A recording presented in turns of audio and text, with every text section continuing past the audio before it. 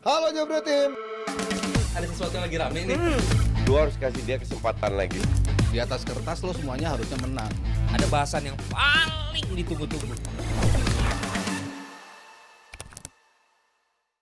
Halo Jabra Tim dan selamat datang di DPI hari Jumat. Dan hari ini tentunya Happy Easter untuk yang merayakan dan juga bagi para pendukung Arsenal. Ini Easter yang istimewa, ini hari yang begitu dinanti, sudah terasa luar biasa. Sejak beberapa hari lalu pestanya nggak berhenti-berhenti.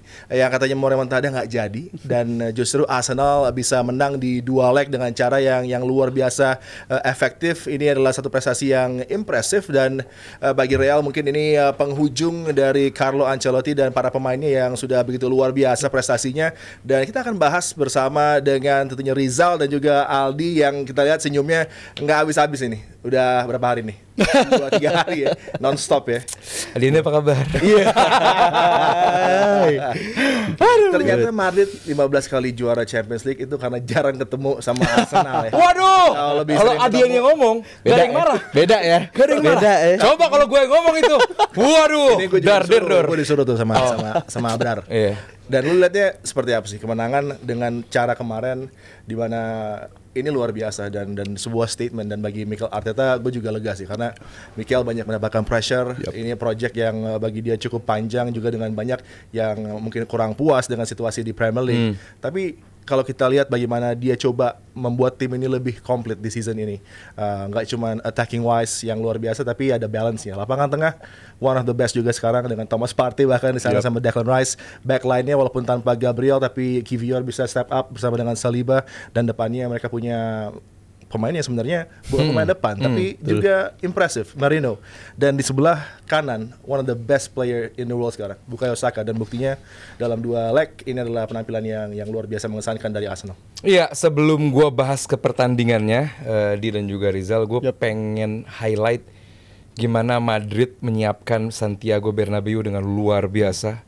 Sambutan yang luar biasa, benar-benar mereka menyiapkan bahwa laga hari ini tuh nggak akan mudah buat tim tamu gitu, buat Arsenal. Bagaimana mereka menyiapkan tifo segitu bagusnya, terus juga stadion yang sangat penuh, riuh rendah, nggak berhenti sama babak pertama. Suara dari fans Madrid, gimana juga atap ditutup untuk membuat ambience akustiknya juga lebih berisik. Ini gila. Intinya gue sangat impresif dengan fans dari Madrid di Bernabeu. Yang gue nggak impress adalah bagaimana pemain Madridnya main.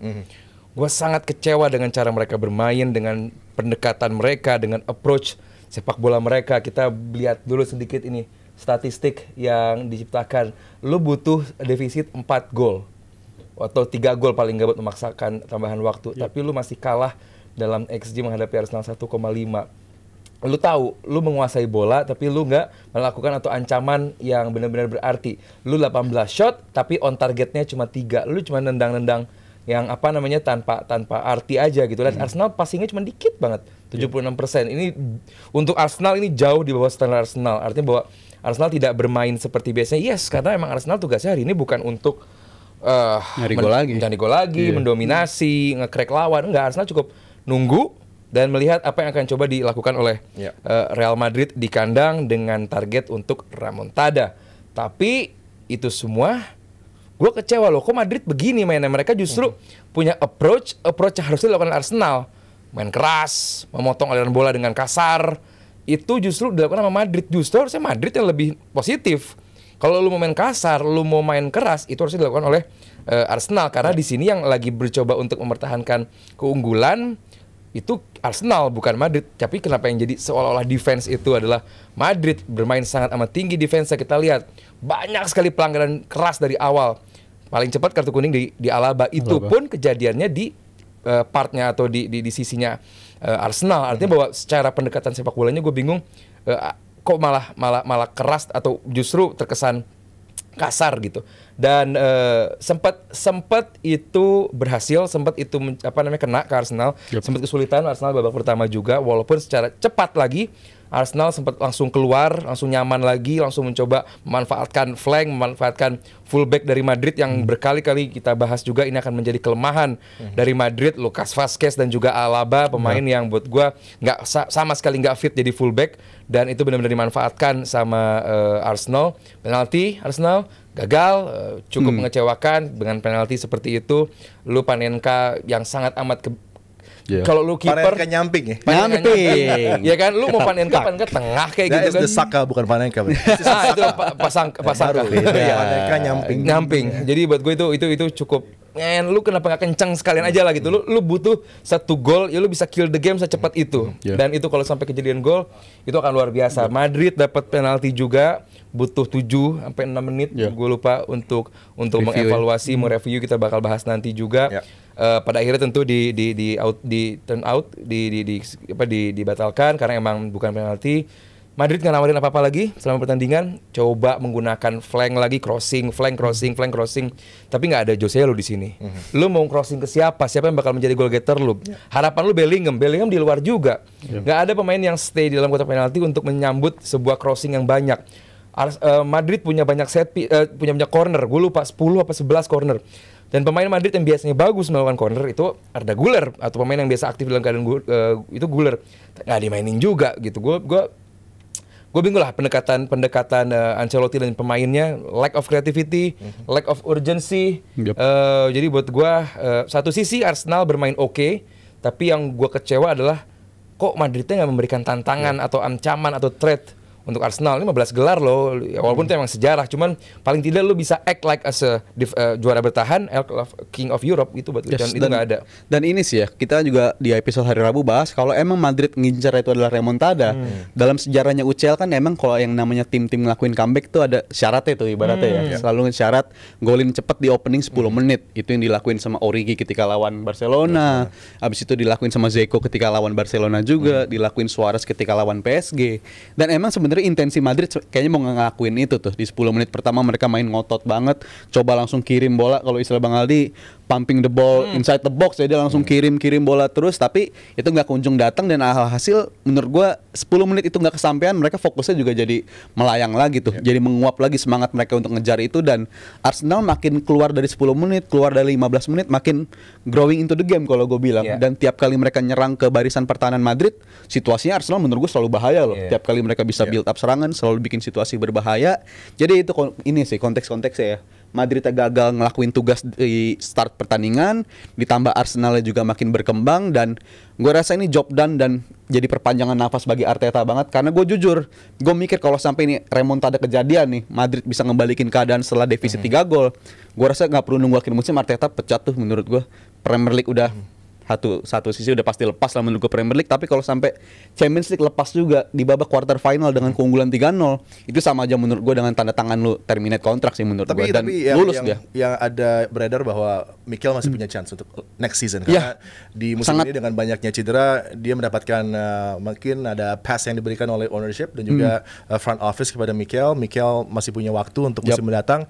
Tapi ini menjadi hal yang luar biasa impresif dengan prestasi di Europe yang mereka lakukan, tapi juga bagaimana situasi di lapangan tidak berkembang untuk Real. Ini kredit pada approach yang dilakukan oleh Mikel Arteta untuk bisa membuat situasinya yang nggak nyaman bagi Real dengan setup dia yang sangat baik. Dan kita juga lihat bagaimana ada atensi yang diberikan kepada Letizia, referee yang juga menggagalkan Indonesia untuk lolos ke Olimpik juga dengan keputusan kontroversi juga kan. Oh ini maksudnya? Sama ini kartu merah STY ya waktu itu juga ya, kartu merah STY. Sinteyong melatih untuk tim kelompok umur menuju ke Olympics. Dengan situasi penalti yang terjadi di awal untuk Arsenal, tapi kemudian juga ada review yang cukup panjang untuk challenge dari Declan Rice terhadap Kylian Mbappe, di mana situasinya tadinya ada kartu kuning untuk Declan juga dengan foul yang on field diberikan, tapi kemudian review VAR yang cukup panjang, bahkan akhirnya dia juga disuruh untuk monitor di sisi dengan waktu yang juga sangat lama durasinya. Itu sangat mengganggu juga dengan outcome penalti yang dibatalkan. Itu juga sepertinya menjadi talking point yang cukup menarik untuk laga yang baru saja berlangsung kemarin. Gue rasa di pertandingan babak pertama momentum justru banyak hilang bagi kedua tim ya. Karena dalam artian gue kayak mikir ini sirkulasi bola berputar di lapangan tuh minim banget menurut gue di babak pertama. Karena banyak banget review, dan reviewnya juga nggak makan waktu 1 atau 2 menit doang, tapi itu bener-bener makan waktu 6 menit. Dan gue mikir kalau outcome-nya kayak gitu, kenapa nggak dari awal tuh wasit disuruh ke pinggir lapangan aja gitu. Suruh kasih penilaian lu sendiri, penilaian lu gimana, ini layak penalti atau enggak. Tapi dia ngambil waktu 5 menit buat nunggu arahan dari VAR di boxnya. Abis itu akhirnya VAR di box juga nggak yakin, akhirnya lo aja lah review sendiri. Itu kan buang-buang waktu banget di ajang sebesar ini. Menurut gue membunuh momentum yang terlalu banyak menurut gue. Apalagi ini kan udah jadi perhatian khusus juga, yang mana UEFA dan juga FIFA khususnya itu memperhatikan jumlah waktu efektif bermain bola tuh makin kesini tuh makin minim gitu, dan perlu banyak perlindungan. Dan Arsenal juga pintar menurut gue, ada unsur nakal-nakalnya juga, walaupun nggak senakal Madrid ya khususnya ya. Karena babak pertama David Raya udah kena kartu kuning untuk memperlambat waktu. Menurut gue itu faktor kedewasaan justru. Gue ngelihatnya sisi positif ya. Arsenal udah punya sisi kedewasaan dan mereka manfaatin momentumnya dengan baik, dan makin banyak lu ngelakuin tuh Madrid juga makin gak berkembang, dan gue salut itu. Ketika ada banyak stop and go moments itu juga menguntungkan buat Arsenal. Momentumnya nggak dapat untuk Real Madrid. Justru Madrid semakin dia dibiarkan bermain dengan bola jalan, terus membiarkan bola tetap flow, itu justru sebenarnya bagus buat Madridnya gitu. Tapi dengan kondisi seperti ini Madrid jelas dirugikan gitu. Kalau kita bicara secara netral gitu, bahwa Madrid butuh semakin growing into the game itu bukan Arsenal justru, tapi di Madrid. Dan kejadian-kejadian banyak hal-hal yang diintervene sama wasit, dan juga di overturn hasil-hasil keputusan tersebut, itu justru sangat merugikan dari sisi Real Madridnya. Dan buat gue masih soal tadi Rizal bilang bahwa Arsenal nggak butuh waktu lama untuk growing into the game-nya, nggak perlu ngalir bola. Dan tadi begitu lu bilang aliran bolanya jarang ada di tengah. Iya, dari sisi Madridnya. Kalau dari Arsenalnya, Arsenal nampak nggak ada kikuk, nggak ada nampak kagok. Lu bermain di tengah lautan putih seperti itu, lu bermain nyaman sekali, khususnya pemain kayak Merino, pemain kayak Declan Rice, Partey, Martinelli mundur ke belakang untuk menyambut bola, lari dengan cepat siap ke depan lagi.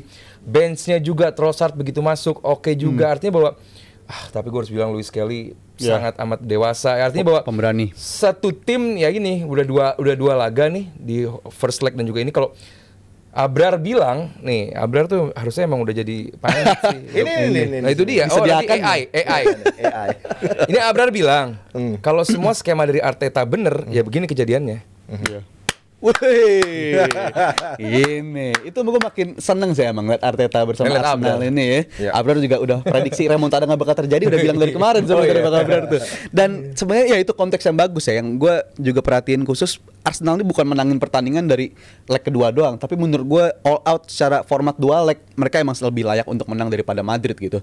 Faktor karena di leg pertama mungkin ada 2 gol dari set piece, tapi terlepas dari set piece pun gue rasa Arsenal juga lebih dominan daripada Madrid. Di leg pertama pun selamatnya banyak banget sama Courtois kan, save dari Courtois banyak banget. Dan Madrid lagi-lagi nggak berkembang dari leg pertama, berlanjut lagi di leg kedua. Jadi emang menurut gue faktor Arsenal tampil lebih bagus secara overall 2 leg, dan ditambah Madridnya emang lagi periode yang lagi jelek banget sih menurut gue ya. Bapuk, 1 bulan terakhir lagi jelek banget lah 1 bulan terakhir, kalah dari paling nggak kan coba lalu lakuin apa lu dengan Mbappe, Vini, Rodrigo. At least kalau emang mainnya nggak berkembang kan biasanya tipikal pemain-pemain Madrid itu kualitas individu ini nyamatin dia kan, kayak di musim lalu. Gue malesnya adalah jangan sampai nanti ada narasi bahwa ya Arsenal bisa begini karena Madridnya lagi jelek, Madridnya lagi bapuk, Madridnya lagi nggak perform of the day. Padahal secara 2 leg Arsenal emang bagus banget loh menurut gua.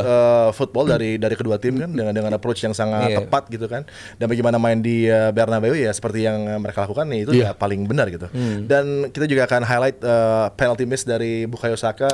Sangat wajar karena ini adalah attempt ke 17 baru gagal 1 gitu kan. Tapi bagi Courtois di laga-laga untuk Real Madrid ini merupakan penalty save dia ketiga dari 6 yang dilakukan dari 6 ya. Jadi memang ada hal yang impresif dari Courtois, dan dia hampir seorang diri berupaya untuk membuat Real Madrid tetap punya chance ya di 2 leg ini untuk bisa melakukan sesuatu terhadap Arsenal. Kalau soal Courtois-nya tadi Adi udah sedikit statistiknya juga udah jelasin bahwa ya kalau soal Courtois dia kan bukan outfield player ya, berarti dia nggak langsung terhubung dengan permainan Madrid, tapi secara seorang diri single handedly semaksimal mungkin mencoba membuat Madrid ini paling tidak bisa menyamakan lah, paling nggak bisa membuat Arsenal stay in the game lah paling enggak gitu. Cuman pemain outfield dari Madrid ini yang buat gue mengecewakan. Kalau buat Courtois, wah, lagi-lagi gue harus bilang kalau kipernya bukan Courtois, itu bakal luar biasa. Dan iya tadi Adi bilang wajar penalti Saka, cuman buat gua nggak wajar di level setinggi ini, di stake yang segitu besar.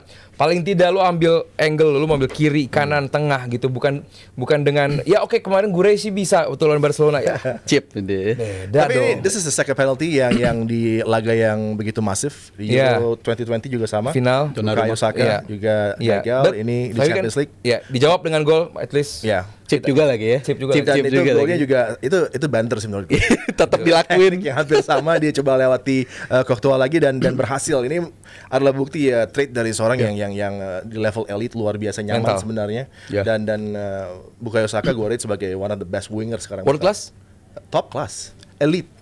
Iya. Dan di winger di bracket top 3 lah. Di winger elite. Iya, best. Jadi world class gak dia? Elite. Saka in the world. Di Premier League enggak world class. Lebih tinggi mana? Elite.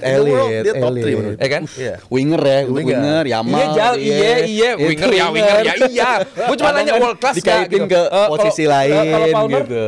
Foden? Di bawah dia sekarang. Oke. Jujur di bawah dia sekarang. Adi juga setuju. Saka's the best. Top 3. Top 3 ya. Tapi balik ke Courtois lagi nih ya.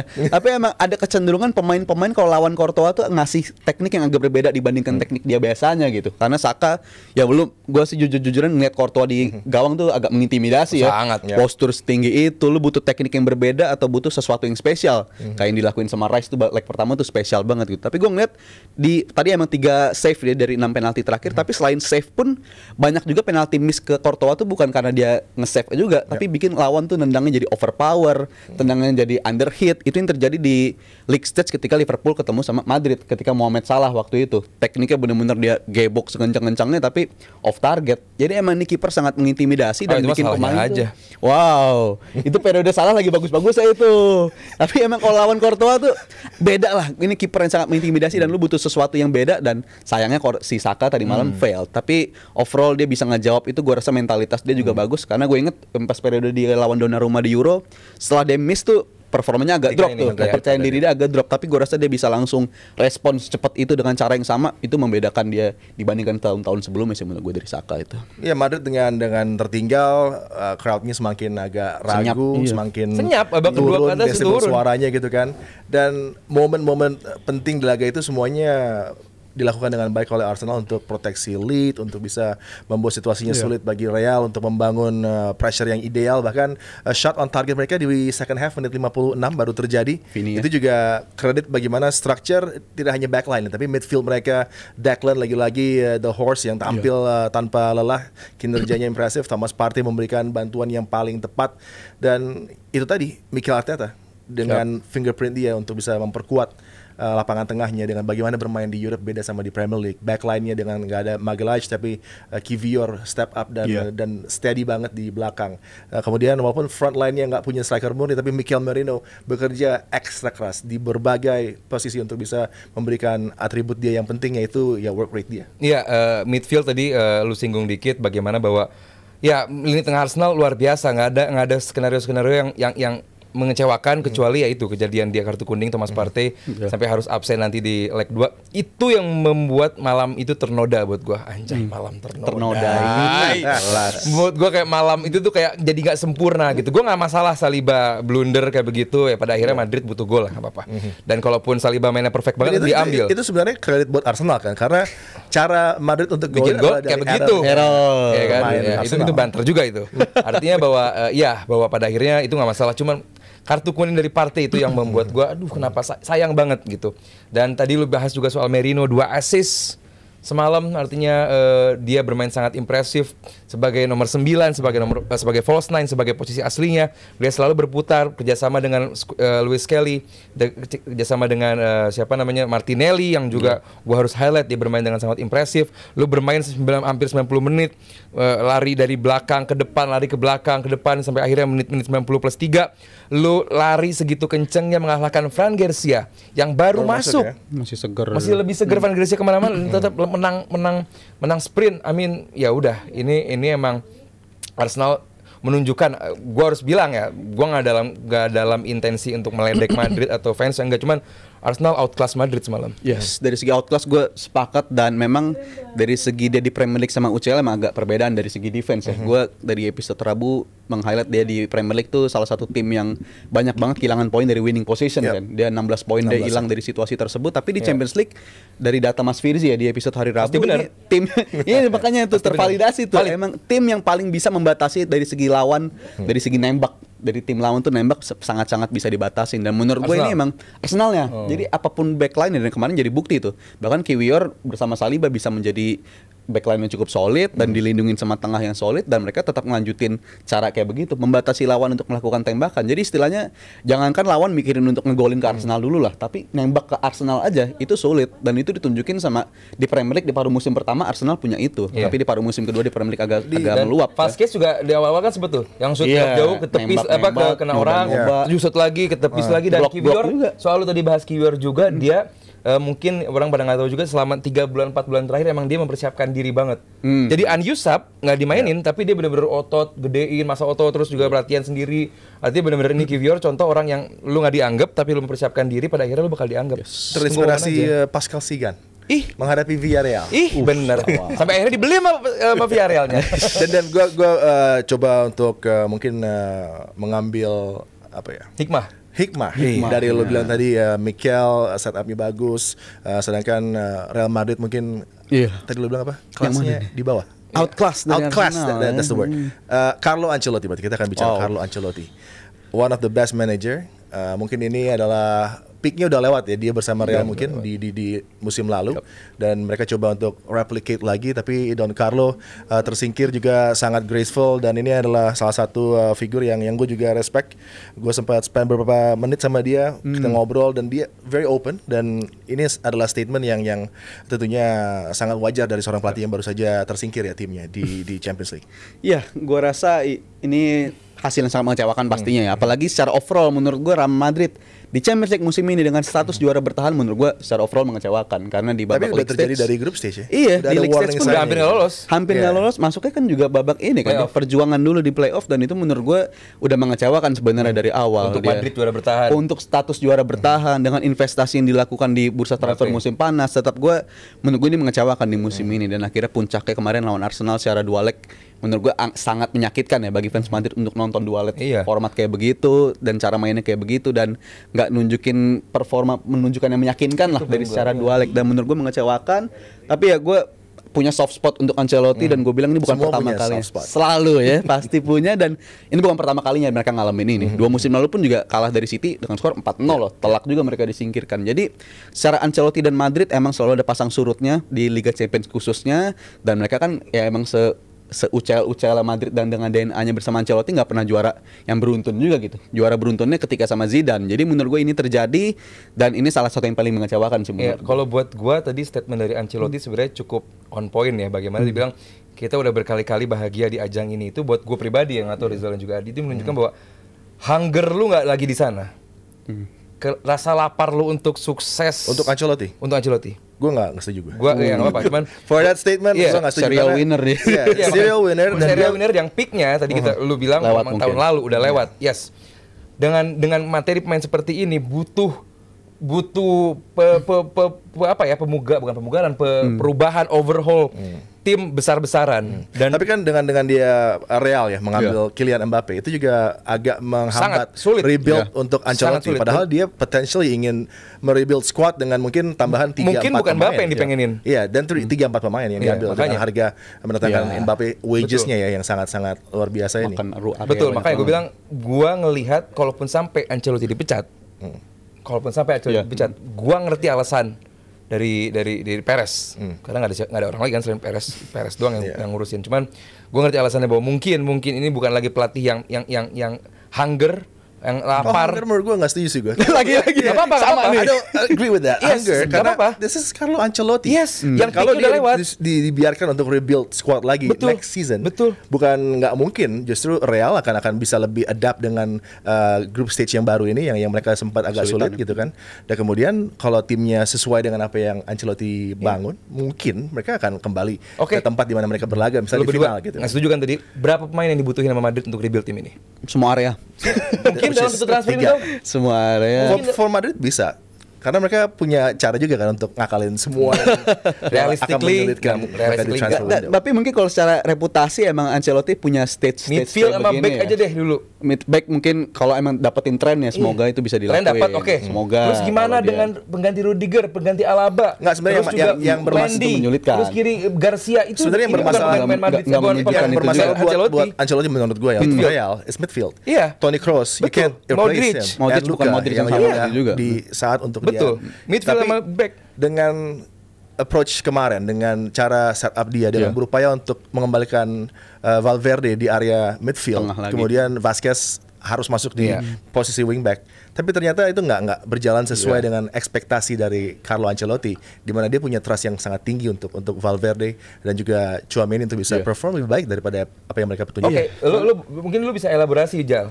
Apa yang dilakukan Ancelotti kemarin? Apa permutasi pergerakan, perubahan strategi apa yang dilakukan? Gue nggak banyak Nggak lihat. kelihatan. Kemarin nggak kelihatan. Gue nggak banyak lihat Kalau apa yang kemarin coba dilakukan oleh nggak Ancelotti kecuali flank, cross, even ternyata Courtois pun ngomong demikian. Gue lihat di Fabrizio Romano tadi bahwa kita nggak bisa ngelakuin apa-apa selain crossing, tapi kita nggak punya Joselu. kurang Gitu. berani main dari central of the park juga. Nggak ada ya, gitu. Leg pertama justru lebih berani. Ada shot jauh dari Mbappe, terus juga Vini lebih berani takes on. Leg 2 Ya. Apa yang dilakukan Makanya Ancelotti gitu menyakitkan banget sebenarnya game kemarin bagi fans Madrid nonton pertandingan kayak begitu, dan area tengah menurut gue jadi perhatian khusus ya karena terlalu banyak. Yang paling dampak itu area tengah, karena pemain area tengah pun juga paling banyak dibongkar pasang untuk nge-cover banyak area gitu. Pemain belakang cedera, solusinya siapa? Geser pemain tengahnya ke belakang. Di Tchouaméni jadiin back tengah, abis itu si Valverde jadi back kanan. Bahkan porsi dia main sebagai back kanan di musim ini terlalu banyak menurut gua. Banyak banget. Jadi menurut gua area tengah itu benar-benar sesuatu yang mengkhawatirkan bagi Madrid. Dan ya tadi menurut gua Ancelotti selalu punya stage kayak begini di AC Milan ketika skuadnya udah mulai menua. Padahal itu skuad yang habis juara bertahan tuh 2006-2007. Tapi ketika skuadnya udah menua, musim depannya langsung main di Europa League gitu AC Milan pada saat itu. Jadi menurut gue ini periode yang sangat mengkhawatirkan bagi Ancelotti dan juga Madrid. Dan ini menurut gue kalau nggak di backup dengan situasi yang benar, bukan nggak mungkin solusinya bukan pemain baru. Adalah Situasinya solusinya bukan nyari pemain-pemain yang cocok Tapi buat Ancelotti, pengganti baru. Ancelotti sekalian gitu, buat penyegaran sekalian gitu. Tapi Gua bilang. ini orang serial winner ya, gue sepakat sih kalau serial winner ya. Tapi ya itu penyesuaian itu bakal terlalu banyak menurut gue. Dan gue ngomong gitu juga bukan sebagai anti Ancelotti ya. Lu yang nonton DPI tahu sendiri lah. Gue debat juga gue sama Kolci. Gue nggak suka disebut miskin taktik Ancelotti. Cuman dia bukan miskin taktik. Cuman apa yang ditawarkan gitu loh di game menghadapi Arsenal kemarin selain crossing. Makanya gue bantu gue gitu. Apa yang ditawarkan gitu. Strategi ada perubahan kah? 4-3-3 lagi nggak ada. Nggak banyak. Apa mungkin? Ya udah emang availability pemainnya kayak begini doang.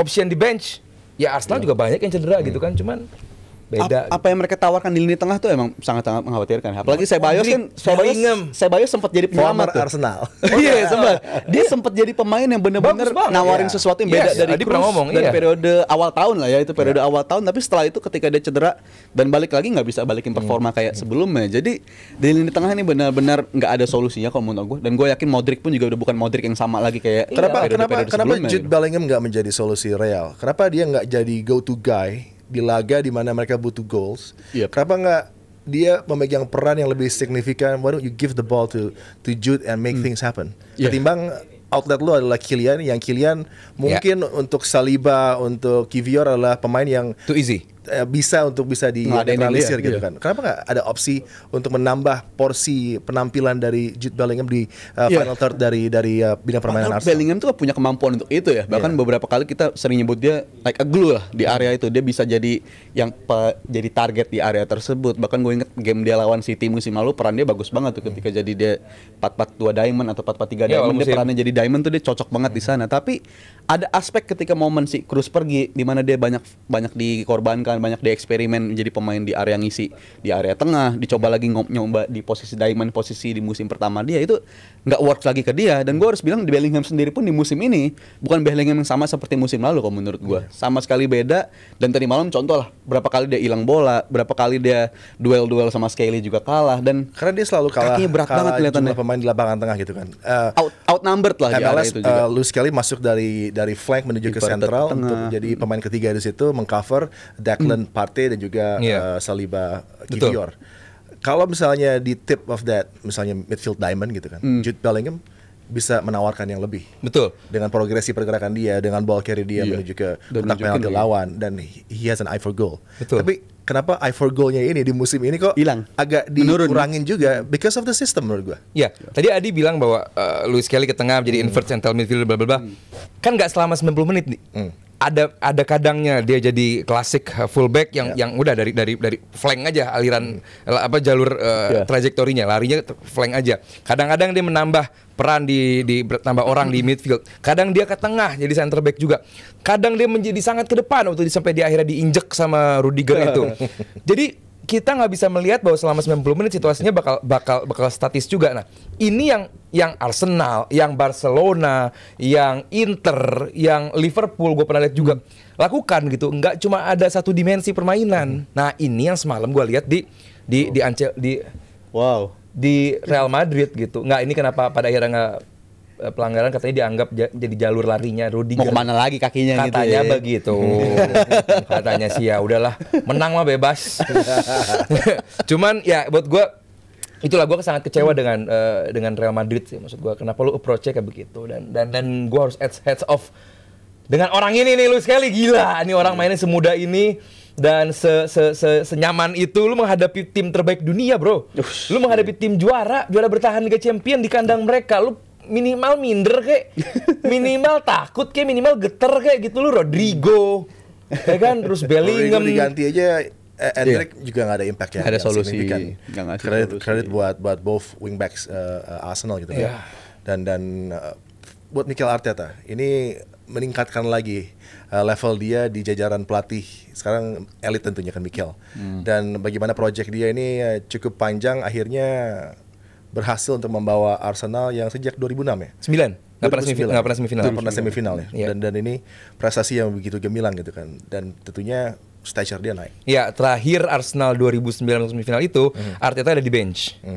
Bukan sebagai pelatih tapi sebagai pemain. Di bench. Jadi benar-benar nostalgia, romantismenya tuh benar-benar buat Arsenal dan juga Arteta ada nih gitu. Jadi ya ini bakal menjadi situasi yang coba dijaga wanginya gitu. Tentu gue nggak mau jauh-jauh bicara soal juara, nggak mau jauh-jauh bahas soal final gitu. Gue pengen bicara soal step by step aja.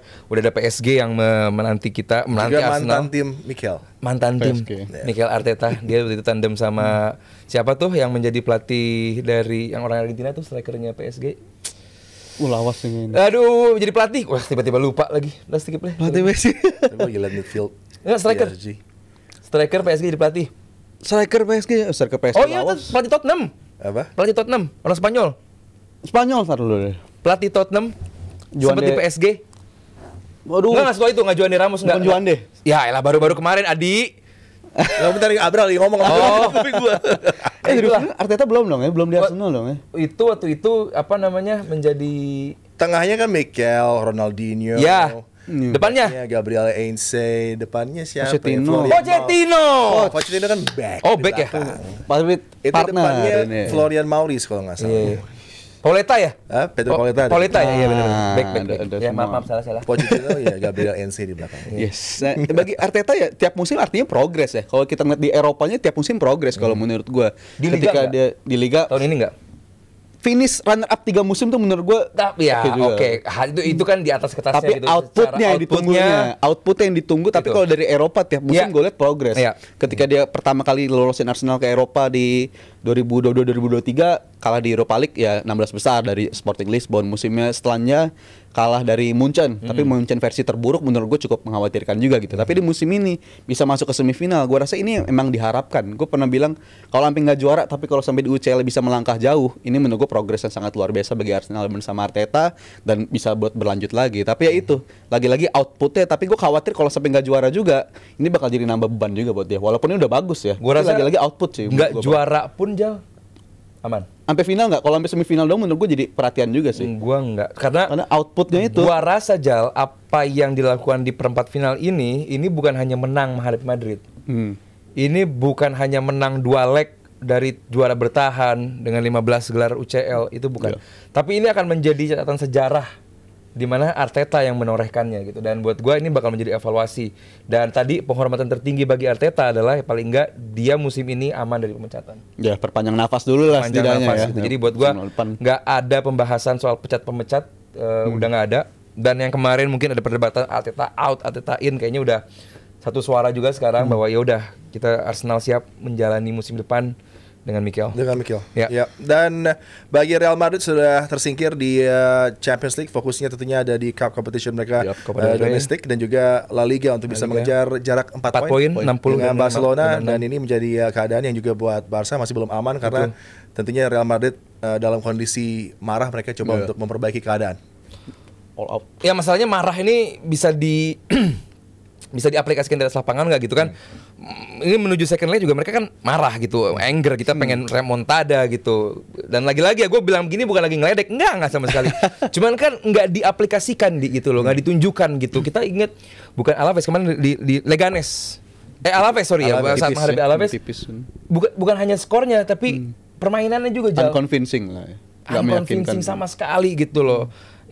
Buat gue jadi mereka oke, lu fokus deh. Ini liga belum selesai buat Madrid. Liga masih terbuka besar, terbuka lebar, 4 poin sangat amat belum aman. Melihat performa Barcelona juga yang ya unconvincing juga gitu, karena dalam 3-4 pekan terakhir Barcelona bukan Barcelona yang kita lihat. Lamine Yamal bukan Lamine Yamal yang biasa kita lihat. Jadi peluang bagi Madrid di Liga masih terbuka lebar. Di Copa del Rey juga Madrid di final, anything can happen. Jadi buat gua 2 gelar pun itu belum tentu tertutup buat Madrid gitu. Jadi masih sangat terbuka. Kalau Madrid 2 gelar menurut gue bukan musim yang fatal-fatal banget jadi mengobati lah untuk mereka dengan tim yang masih fase transisi menurut gue, dengan melengkapi ketidakhadiran Kroos, apalagi mempersiapkan life after Modric nantinya. Jadi menurut gue 2 gelar tuh harus jadi target yang mereka kejar karena urgensinya ada gitu. Di Copa del Rey lawannya rival abadi mereka, dan di La Liga masih ada momen ketemu Barcelona. Jadi menurut gue ini masih kebuka banget bagi mereka, tapi lagi-lagi no room for mistakes. Menurut gue ini udah nyampe di titik dimana sampai di titik akhir nanti udah nggak ada lagi ruang untuk pleset bagi Madrid, dan menurut gue jadi ujian mental sesungguhnya bagi Madrid sih. Iya, dan Arsenal luar biasa, mereka menembus ke partai semifinal pertama sejak 2009. Carvajal agak-agak asam juga. Oke, juga ya good point. Yes, kita perlu bahas itu. Kita perlu bahas. Ini kita perlu bahas karena gini. Yang boleh gue mau tutup ke segmen berikutnya. Ini kita bahas gitu. Karena ada yang harus gue sampaikan nih. Setelah tadi luar biasa Arsenal bisa masuk ke partai semifinal di Champions League. Ini juga menjadi luar biasanya buat Abrar karena di kala itu dia baru masuk SMP dan baru terjadi lagi Arsenal masuk semifinal. Dia udah 6 tahun kerja di sini. Udah punya anak. Jadi ini prestasi yang menyenangkan buat dia juga, buat seluruh pendukung Arsenal untuk bisa merayakannya. Tapi tentunya bagi para pendukung Real Madrid juga masih bisa menunjuk ke patch di samping gitu. Oh iya, 15. Karena 15. Nggak masalah. Masih sangat jauh buat tim-tim lain untuk bisa menyamai prestasi. 15 tuh angkanya berapa? Dari 1 sama 5. Wow, cocok sama ya. Agregat. Cuma nanya doang. Nemu caranya buat tapi tentunya buat Real Madrid nggak usah kecewa karena masih ada La Liga, masih juga Copa del Rey. Jadi terus semangat buat para pendukung Real. Ini menjadi satu pembelajaran buat skuadnya dan mungkin musim mendatang bisa kembali bersinar di Champions League. Halo Madrid. Halo Jabro Tim. Ada sesuatu yang lagi rame nih. Lu harus kasih dia kesempatan lagi. Di atas kertas lo semuanya harusnya menang. Ada bahasan yang paling ditunggu-tunggu.